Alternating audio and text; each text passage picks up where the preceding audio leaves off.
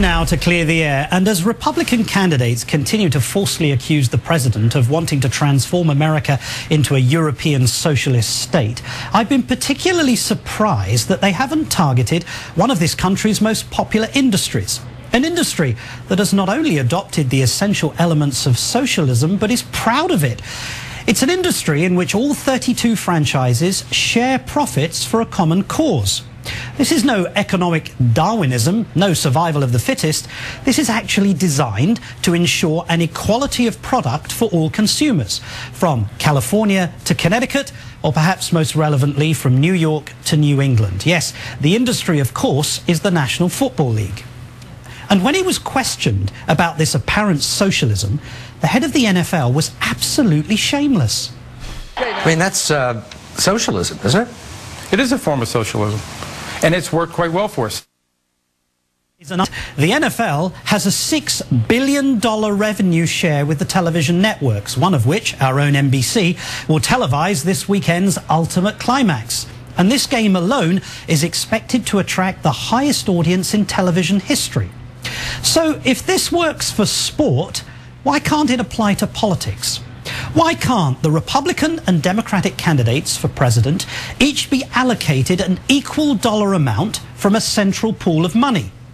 Advertising time could also be equally shared, so that we'd never have a repeat of last week in Florida, where Mitt Romney had 12,000 ads and poor Newt Gingrich played just 200. Of course, politics can be just as aggressive as football, but the candidates would be on an equal footing. They wouldn't have to be petrified by a shady super PAC coming out of nowhere with millions of dollars for one particular candidate and then blowing everyone else out of the game. And don't say that's un-American or against the spirit of the game, because that is the very essence of the most popular game that's ever been played in this country.